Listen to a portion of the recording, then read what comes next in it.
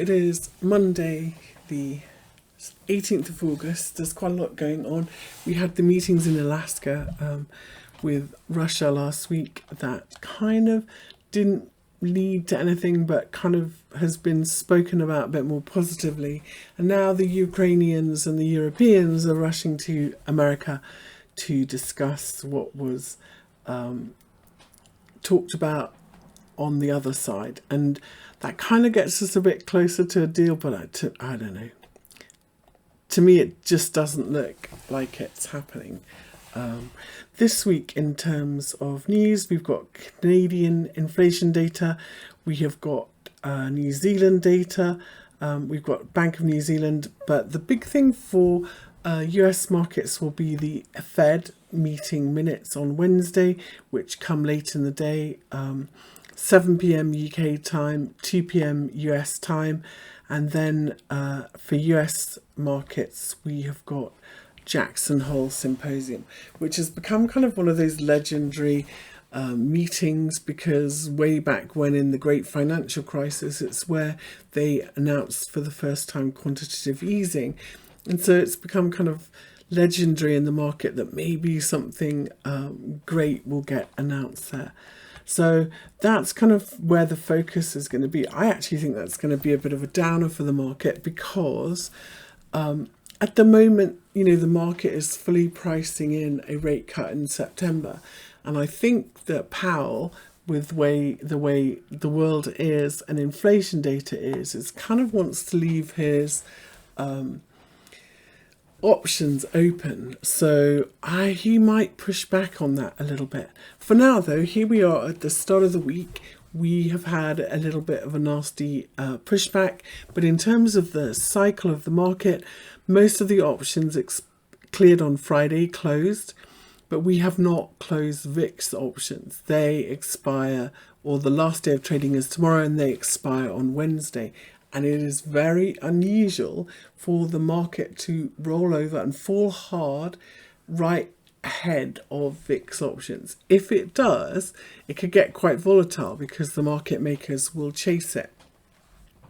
But I think after last week's move lower, that we are likely to see, at least today and tomorrow, a little bit of a snapback bounce.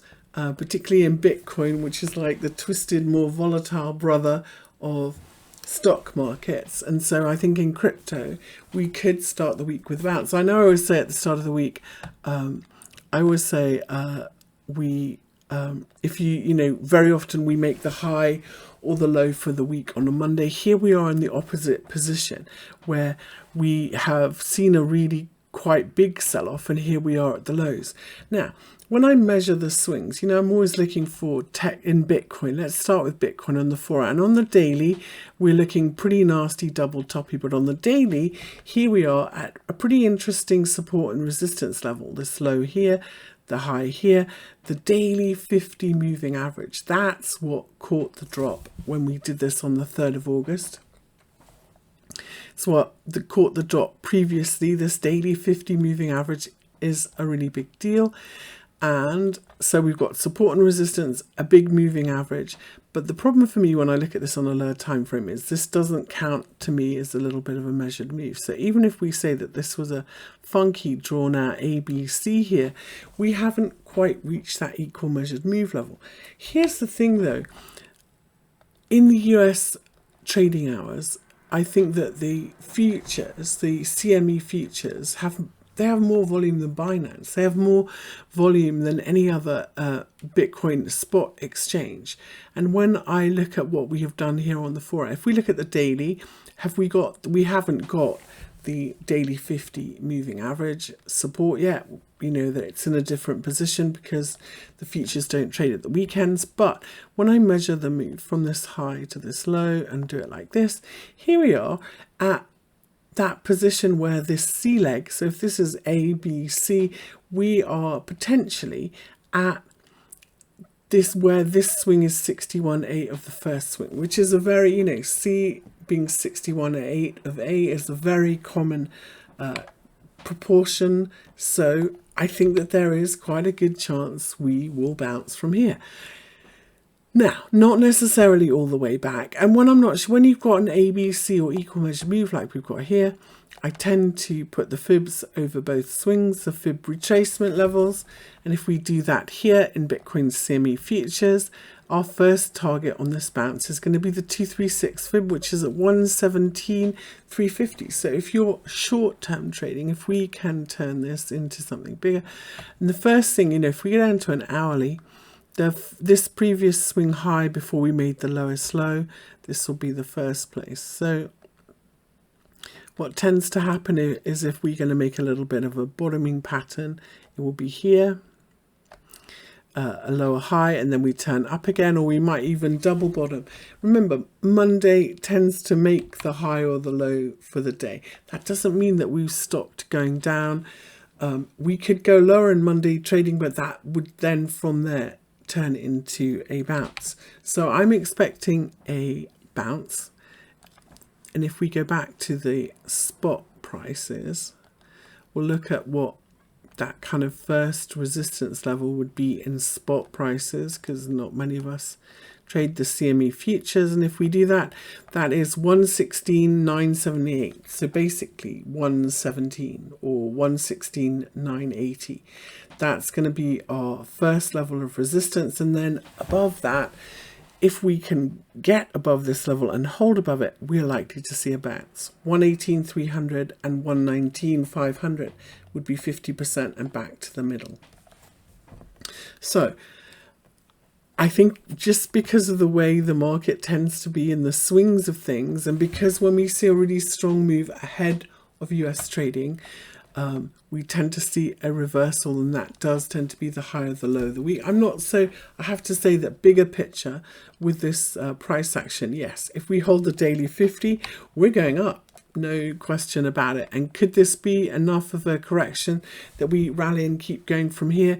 Yes, we could, but because of the price action, these measured moves, and because really it's a sideways range, I'm going to be a little bit more cautious, I have to say. So I do think today could turn into a bigger bounce. I'm going to be watching this price action on lower time frames, and because this is 5 waves down here, look, 1, 2, 3, 4, 5. This then short-term resistance, if you're trading this on an hourly or 15-minute, then this is going to be the level that we need to break above to stop this downtrend for now, and potentially a bit of a bigger bounce. And across the board, if Bitcoin can do that, I think quite a lot of other markets will. But one thing I would like to draw attention to is Ripple, which Ripple is in a very similar spot here at this daily 50 moving average.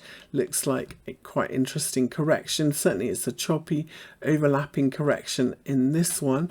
And because of that daily 50 moving average, I think that we should see another leg higher. Now, if I look back to the low we made at the beginning of the month, clearly this was just a 3-wave move. But so what that means is that this is likely to be the first swing, second swing, and we see a third swing back to the highs. That means if you're holding some and you're wondering, are we going to retest the highs because maybe I want to sell some up here, not down at the lows, or if you want to buy for a swing trade back to retest these highs, this, pullbacks like this to the daily 50 moving average don't get much better than this. And so I think from here, Ripple is set to bounce quite nicely, and we will, I think that ETH, of course, which has been outperforming pretty much everything else, got to be favorite in there. Let's take a look at where we are in Ethereum.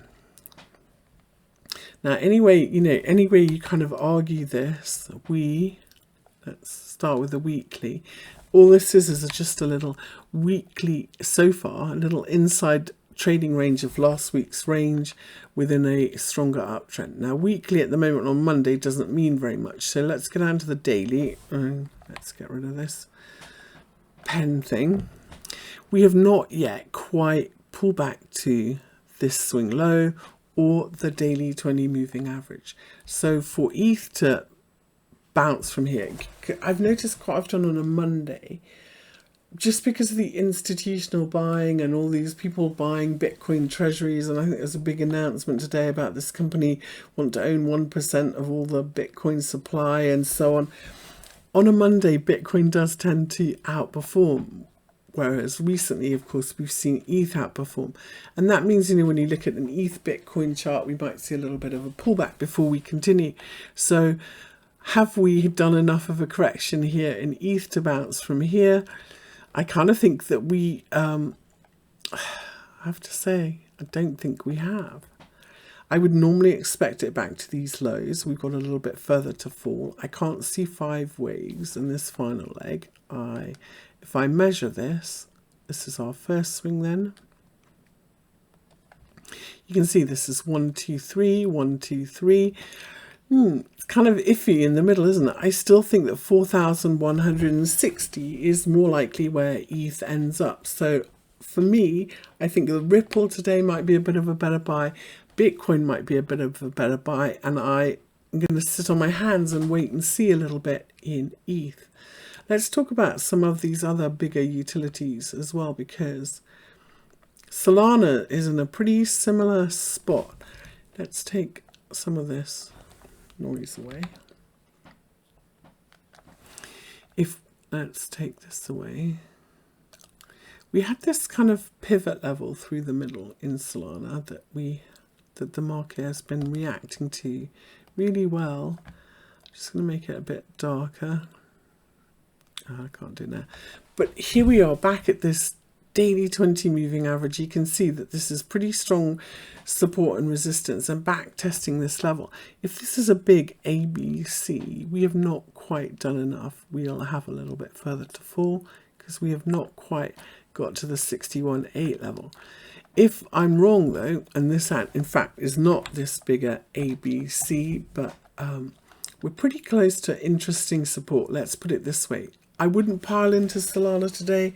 I'm going to sit on my hands and wait and see if some of the others work out, and then Solana may follow through. Again, I'm only saying what I think or what I see setting up for the first half of this week, just because of the kind of risk off and bullish moves you tend to see into the VIX expiration.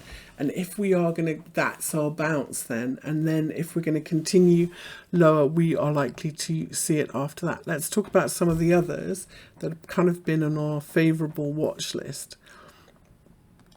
Sui was one of them. And Sui's a little bit interesting here, because if I go back to the start of August low in Sui, this definitely looks like 5 waves up, doesn't it?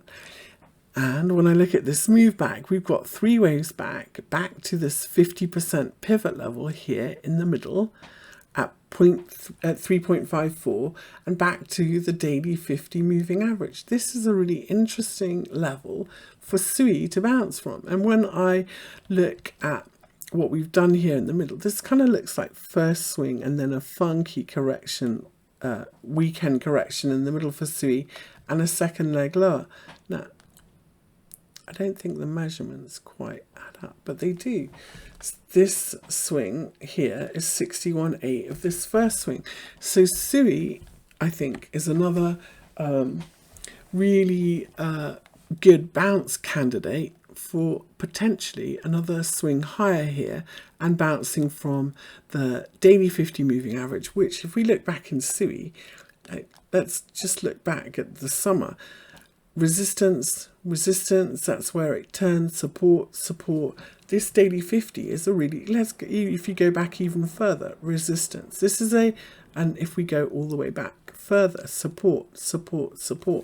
This daily 50 moving average in Sui is really important, and it just means a lot of the bigger trading firms are looking at this as a support level, and we can see really clearly at 3.5 how important of a support level this is. And so this is another, for me, really good bounce candidate today. If you wanted to make a little basket of what I think should bounce well for the start of this week for trades, I think Bitcoin, Ripple, Sui are pretty close to the top of my list. Chainlink, remember, is another one that's massively been outperforming, a bit like ETH. big move higher, and we were looking for pullbacks to 23.3. If we look at this on the daily, this is right back at the highs. There's no pullbacks in this one. I think this one is setting up another leg higher, and 28.98 is where we continue to in link. So chain link for me, breakout, not the pullback I wanted to see. I'd like to see a little bit further.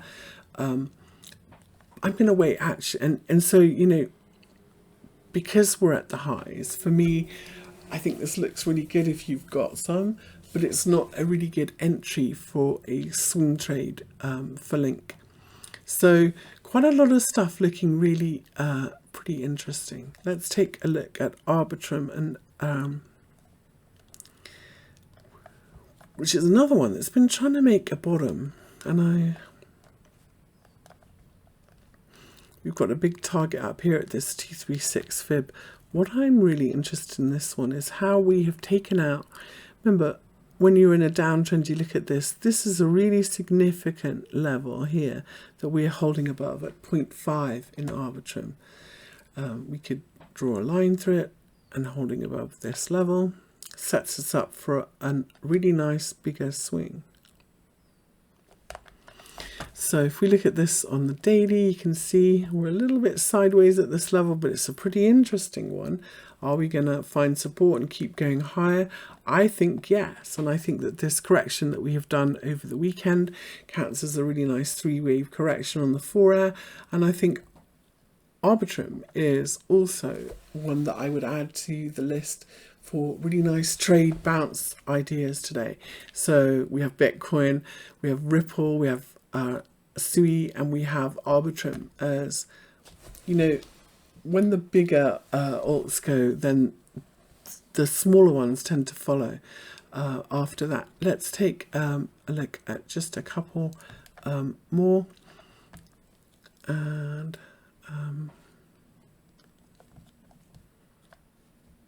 in the smaller ones, we've been looking at this Uniswap, which of course is a utility. No, not quite.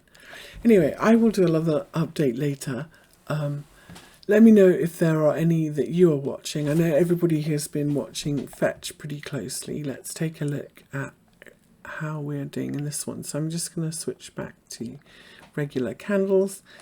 We have done one of those really interesting patterns here. This is a really strong bounce from this back test of this 236 fib.